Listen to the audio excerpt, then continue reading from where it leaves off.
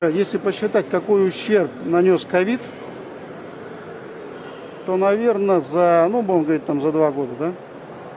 Ну, основная такая пандемия 2 года шла. То даже ее нельзя сравнить с ущербом, который был во Вторую мировую войну. Это в десятки раз больше. Зато выгодоприобретатели той же Big Pharma, Вы имеете в виду фармацевтические все компании? компаниям, которые в основном находятся у нас там в Соединенных Штатах, это там колоссальное. Как-то вот так. То есть вопрос? Вопрос стоит. Да. Вопросы Ответ мы задаем, тоже мы же передаем документы. Вот характерна реакция Соединенных Штатов Америки, про которую мы говорим. Ни одного опровержения тем документам, которые мы предъявили, не было.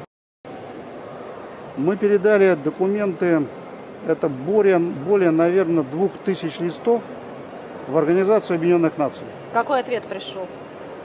У нас, как правило, 2 ответа. Один ответ происходит в Соединенных Штатах Америки. У них же он стандартный. Все, что не делается, все делается в интересах национальной безопасности Соединенных Штатов. И нам надо доверять. Слепо? Слепо доверять. Там политика глобального биологического контроля. Они поняли, что это работает, что посредством искусственно создаваемых таких кризисных ситуаций биологического характера можно управлять миром. Ведь ничего бесплатно они не делают. И даже поставляя каким-то государствам на безвозмездной основе, она не такая безвозмездная, как они об этом говорят. The Ministry of Defense has released a statement revealing the murky activities of the United States military.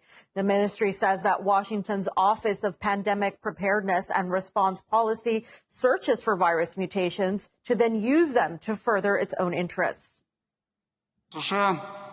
As in 2019, the United States began preparing for a new pandemic by searching for virus mutations.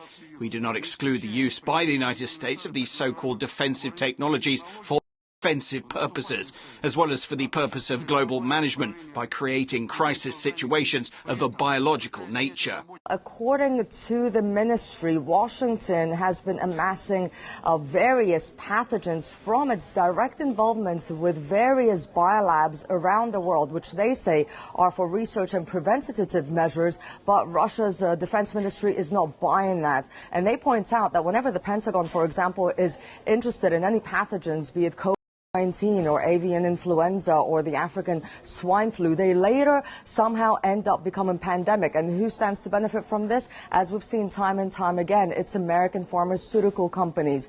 And they point out, their findings point out that, for example, that there is a possible collusion between Big Pharma and USAID via an intermediary company called EcoHealth Alliance. Now, they have been studying the diversity of bat population since 2015, and they've also been looking at mechanisms how to transfer coronavirus strains from bats to humans. And we know that just 2 months before the world ever heard about COVID-19, there was an exercise conducted at the Johns Hopkins University in New York, where in that exercise entailed scientists transferring an unknown at the time strain of coronavirus from bats to humans via a pig. So, of course, all this and the office that is now being opened leads to question why this is happening.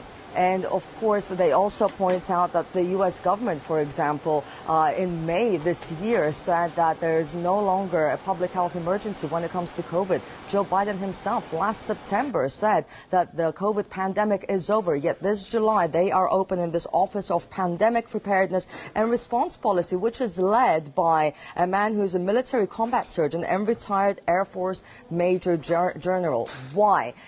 In addition to this, documents that have been uncovered during Russia's military operation in Ukraine point to the fact that there is a center called the U.S. Army Medical Research Institute of Infectious Diseases actually plays a crucial role in all this, and they're the ones who are collecting all these dangerous pathogens from around the world in these biolabs, including one in Ukraine.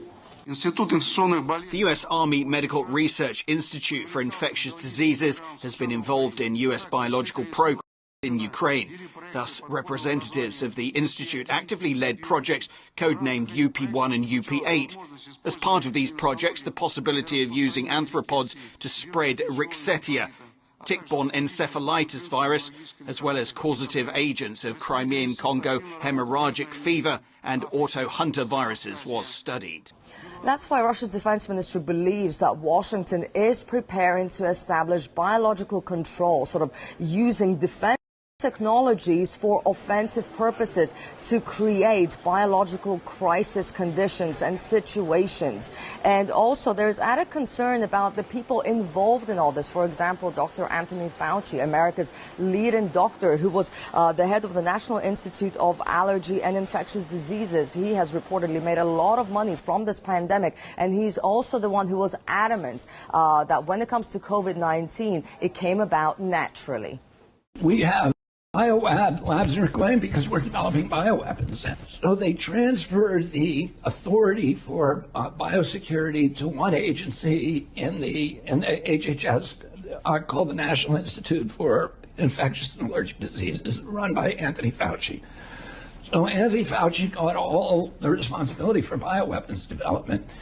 He got at that time a 68% raise from the Pentagon. 300 scientists wrote President Obama and said, you've got to shut down Anthony Fauci because he's going to create a microbe that will cause a global pandemic. And so Obama signed a moratorium that shut down the 18 worst of Anthony Fauci's experiments. And instead of obeying that law, Anthony Fauci shifted a lot of his operations offshore. And those operations ended up, most of them in the Wuhan lab, which is a military lab, and that the Chinese run, the People's Liberation Army, and then a lot of them went to the Ukraine.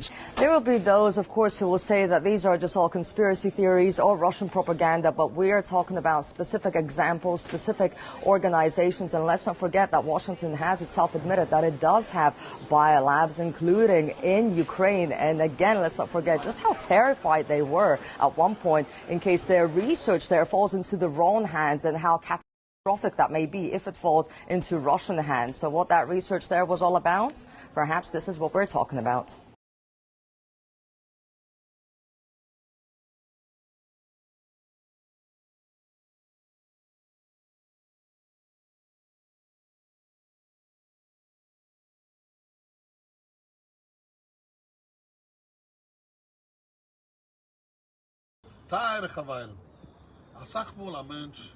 Fühlt sich verloren. Wird gewollt, einer soll machen für ihn Maschulesarbeit. Ist verloren. Weiß nicht, wie ist auf der Welt. Zu der Teure so. Wie Salam to Mehem, das meint, die hast die Solution, die hast die Antwort bei dir allein. Verhol dich nicht so sein. Die hast es. Die kennst überkommen das Problem. Du bist nicht kein verlorener Mensch.